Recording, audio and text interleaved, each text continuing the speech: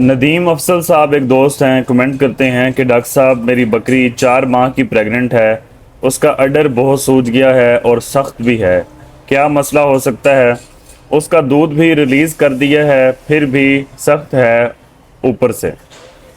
تو بھائی جان آپ کی بکری کو میسٹائٹس ہے، ساڑو ہے، جو کہ جب بکری گبن ہوتی ہے، پریگننٹ ہوتی ہے، تو اس کی آخری سٹیج جب ہوتی ہے بچہ دینے سے پہلے اور بچہ دینے کے بعد، اس سٹیج پہ بہت زیادہ چانسز ہوتے ہیں، میکسیمم چانسز ہوتے ہیں ساڑو کے، میسٹائٹس کے۔ تو اس وقت آپ پہلے ہی، اگر آپ کی بکری کو بے شک ساڑو ہے یا نہیں ہے، آپ کوشش کریں کہ اینٹی بائیوٹک اور درد اور سوزش والا جو ٹیکہ ہے وہ آپ پہلے ہی لگوا لیں۔ اگر ہونی بھی ہوئی تو وہ نہیں ہوگی۔ اب آپ کی بکری کو ہو چکی ہے تو 3 سے 4 دن کسی اچھی اینٹی بائیوٹک کا اور درد والا اور جو بخار والا ٹیکہ ہے اس کا آپ انجیکشن لگوائیں، انشاءاللہ ٹھیک ہو جائے گی۔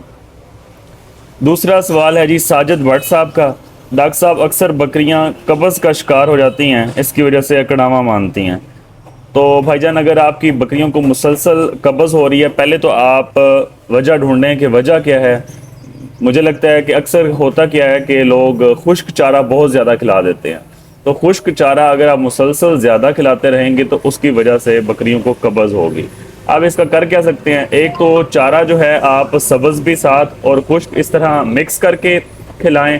دوسرے نمبر پہ آپ چیک کریں کہ کہیں بکری کو ڈی ہائیڈریشن، پانی کی کمی تو نہیں ہے۔ پانی کی کمی کی وجہ سے بھی جانوروں کو اکثر قبض ہو جاتی ہے، تو اس کی آنکھیں چیک کریں کہیں آنکھیں اندر تو نہیں دھنسی ہوئی۔ یہ بہترین طریقہ ہے ڈی ہائیڈریشن، پانی کی کمی چیک کرنے کا، تو دوسرا یہ چیک کریں۔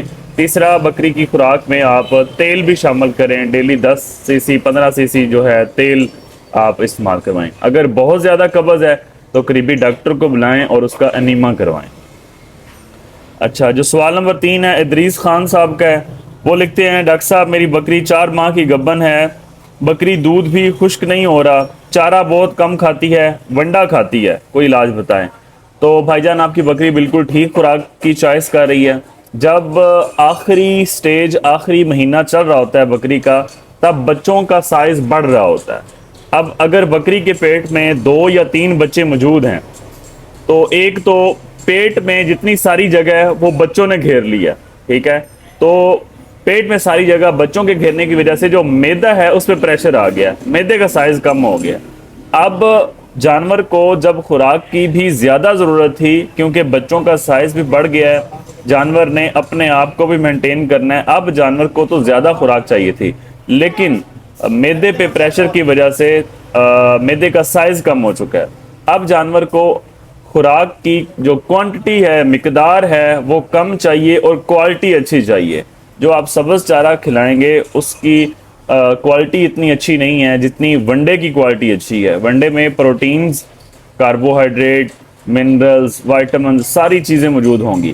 تو جانور کو اچھی سے اچھی خوراک دیں، تاکہ کیونکہ اس کا پیٹ جو ہے، جو اس کا میدا ہے، اس کا سائز کم ہو چکا ہے، لیکن اس کی اپنی ضرورت بھی بڑھ چکی ہے، بچوں کی ضرورت بھی بڑھ چکی ہے، تو اس لیے آپ اسے ونڈا ہی کھلائیں اور کوشش کریں کہ خشک ہے کھلائیں، چاہے وہ لوسن کی کھلائیں، جنتر کی کھلائیں، تو اچھی سے اچھی ابھی خوراک دیں۔